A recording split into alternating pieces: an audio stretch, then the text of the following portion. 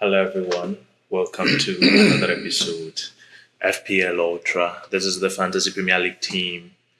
Sure. Let's start, shall we? Yeah. Anyway.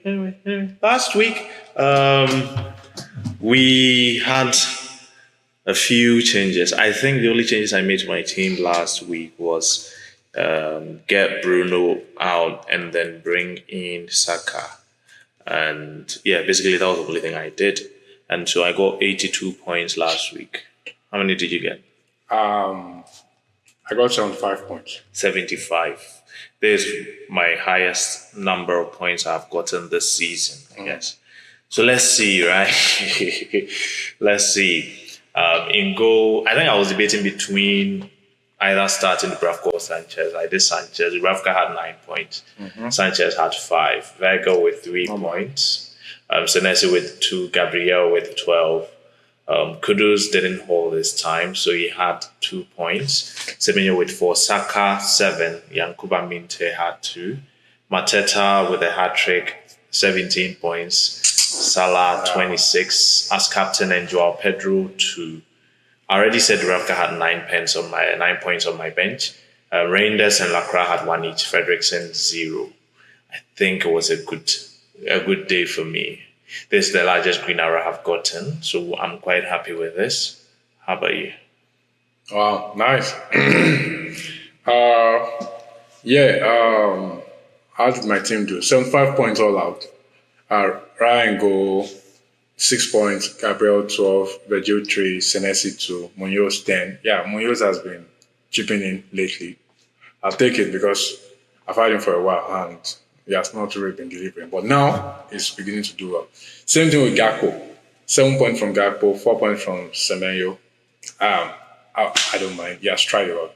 And then Caicedo, every time I home Caicedo just stinks about. Whenever I bench him, of course, he gets a wonder goal or something like that. Anyways, Gyökeres, another blank. 26 points from Haaland, my captain, and then another blank from Joao Pedro. So, 75 points all out. Couple of hits and misses here and there, but overall, the team is rolling along. So, I can't complain. How many did Kudigapo get? 7 points. 7 points. Yeah, 7 points. I was planning to sell him before, but I can't sell him, or I don't think I'll be selling him again because Liverpool's fixtures become really nice in a couple of weeks. I think, still a while though. Yeah, they have 4 games, and then the only tough one there is City away, and then from week 13 or week 12 actually. From week 12, their games are really good from week 12. So I'm like, that's just 3 weeks from now. I don't know if I want to sell him. And then it might become a popular pick, especially with the way Salah's been performing. However, generally, one of my rules in FPL is I shouldn't sell an informed player for another informed player. So if Kodigapo is beginning to pick up form, I don't think it's a good move to sell him, even though I might prefer the other players I don't have. But I'll just keep him the way it is and find another way around it. Okay, so that's my team for now. How long is Joao Pedro going to stay in your team? I don't know yet. I think I'll give him 3 more weeks. Chelsea has, they have a couple of good fixtures. I don't know if it's reasonable to sell him before Sunderland, Wolves, and Burnley. I don't think it makes sense, especially looking at what they did in the Champions League. Now, he blanked in the Champions League, but he played behind the striker. So that was what I was always asking for him to do. Wait, did he even play? I think he has a red card. I don't think he played in the Champions League. You're not sure if Joao Pedro played? I don't think he played. Yes, I didn't see him in the game. I think he had a red card in their last game, so I think he missed that game. If you check. He did it. He did.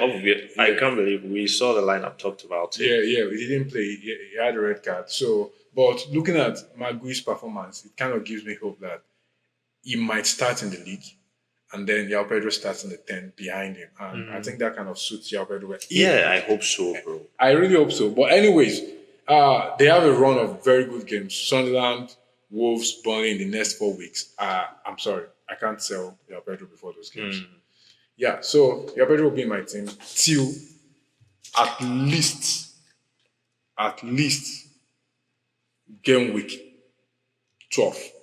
Then anything from game week 13, I might sell him. I don't even think I would sell him. If he does very well, I will just bench him against Arsenal. I might not even need to bench him. I might just play him and see what happens. Okay. And then because after that Arsenal game, they have Leeds away.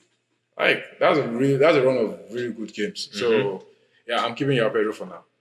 If I would sell anybody, it's likely going to be Gyökeres. Okay. Yeah. And that's because I just want to get Mateta. But if Gyökeres has some really good games. If Gyökeres does well, then I will just except your Pedro continues to blank. If he continues to blank in these easy games, then it makes it easier for me to just Get him out. get him out and then switch him to Mateta. Okay, one more thing. What about this week for your team? Are you doing anything? Yeah, for my team this week, honestly, I'm not yet decided. I don't think I will do anything.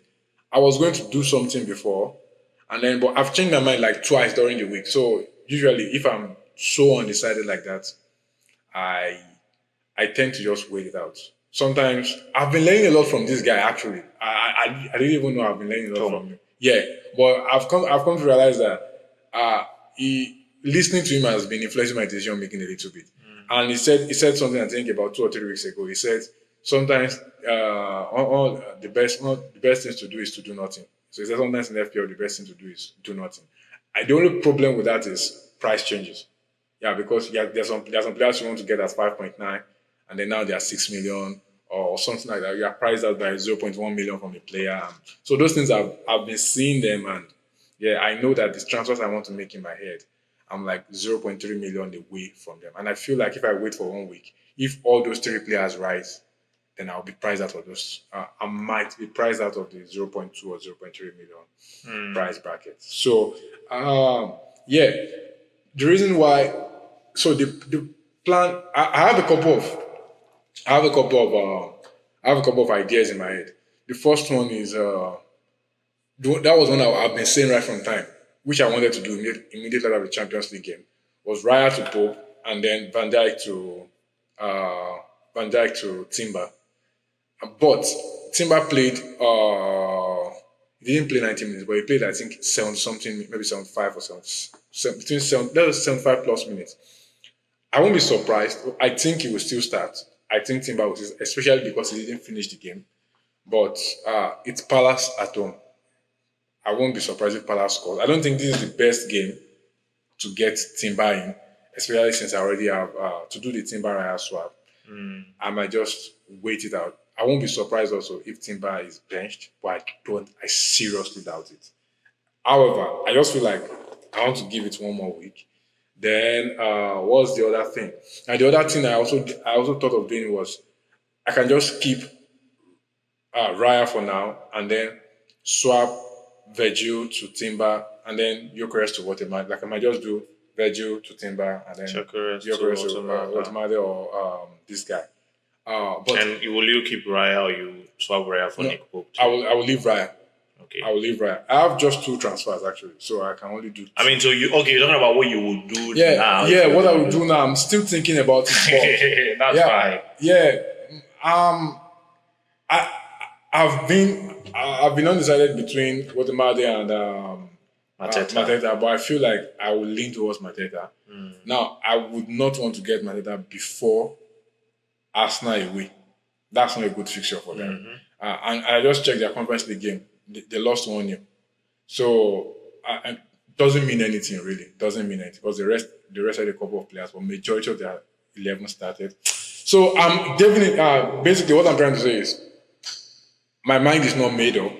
So I think, and also I don't want to completely dismantle my team because in one way or the other, Gyökeres' performance in Champions League also gave me some hope that maybe I'm not yet sold on the Gyökeres Saka swap. Yeah, I'm not yet completely sold because I don't know. I just feel like I will give it more time. Also, I'm looking at some of my other transfers. I wanted to sell Gakpo before. I think I'm not doing that again now. That means if I want to get Saka, it would have to be Grealish. Grealish hauled in his last game. He got 10 points. Although he didn't play against City because of a loan. So he plays Tottenham next. He might easily blank, honestly. But I want to give him a couple more games also. So I think I will have 3 transfers next week. What I want to do is, the more I think about it now, the more I feel like I'm not just sure what I want to do with the um with Jokeresh, but I feel like I know what I want to do with the defense. So I really want to get Timber. I really want Okay. to get Timber. So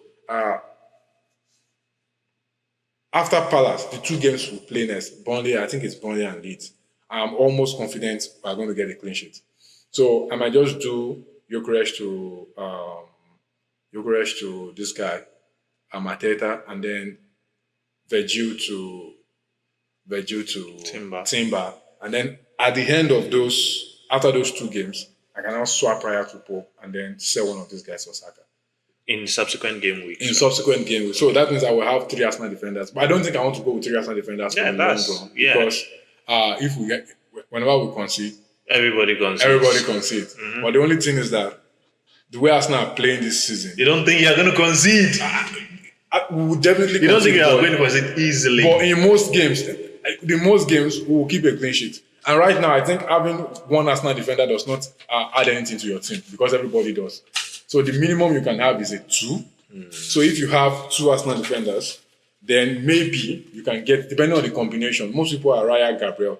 So then you might be able to get a point from one of them also. But I feel like those Burnley and Leeds games are games where Timber can haul. Raya is almost guaranteed 6 points max because he would. I don't even think he will make a save. So that's the thing with Raya. Like the games you are sure they will keep a clean sheet, it's almost like a guaranteed 6 points. That's it. But with someone like Timber, with the way he plays, those 6 points could easily become 11 or 12 points because of an assist or a goal. So that's why I want to take the risk. So, but for now, I think I will roll this week. Okay. Yeah, at the end of all of that drama, I'm just At the end of explaining my thought process. That's fine.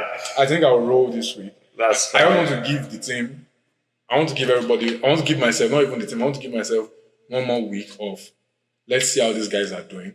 And then I'll have 3 transfers. So I'll have a better idea of what I want to do. But I don't even think I will use the 3 next week. It might be just 2. Then when I roll the other one, I will have 2 again.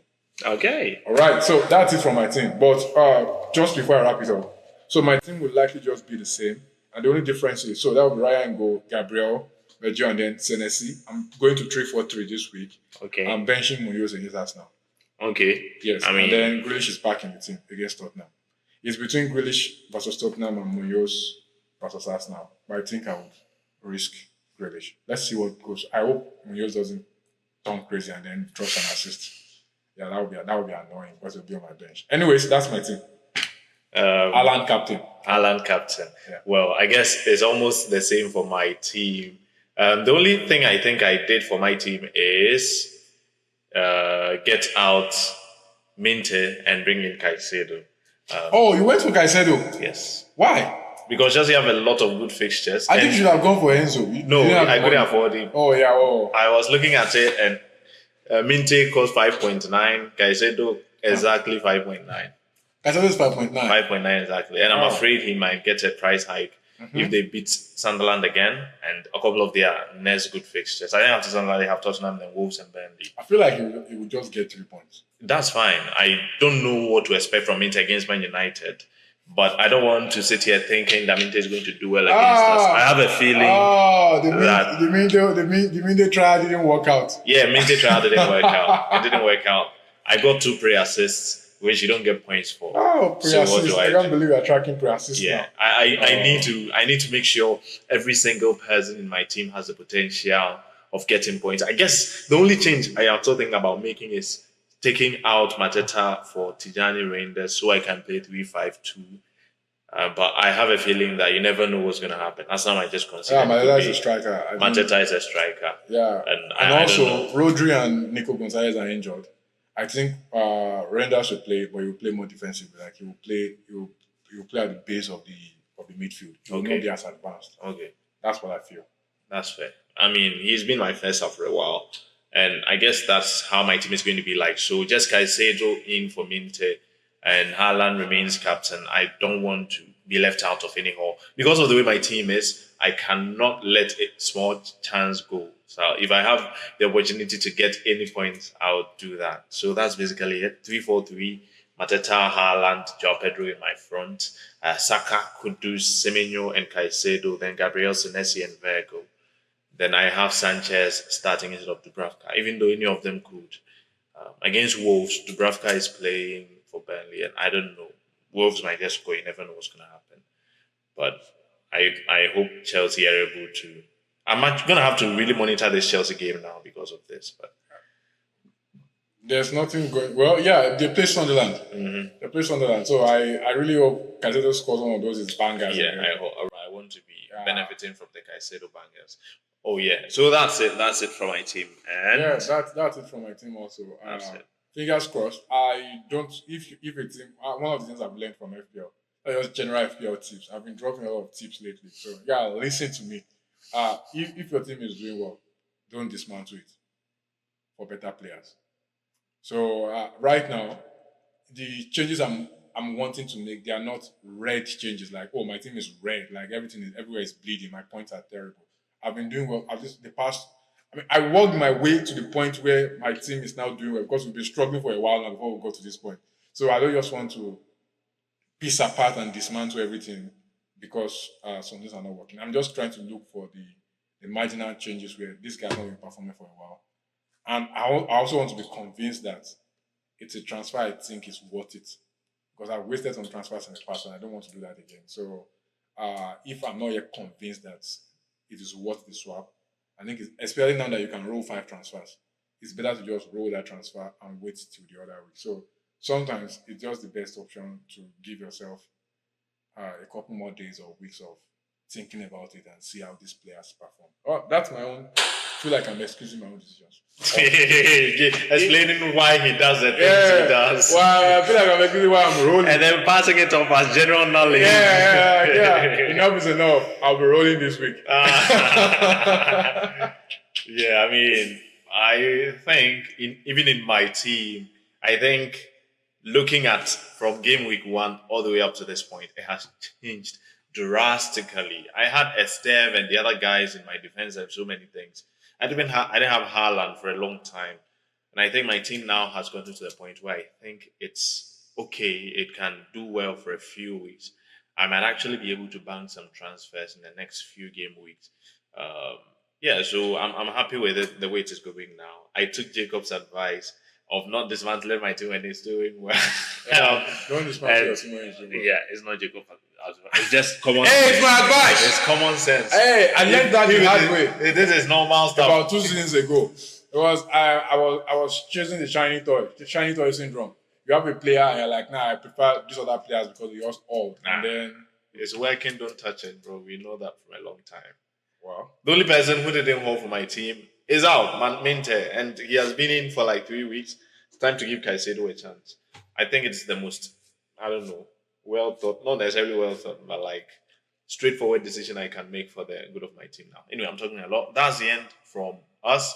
Good luck. We'll see you guys in the next one. Please like, subscribe. Like, subscribe, enjoy. Enjoy. Thanks.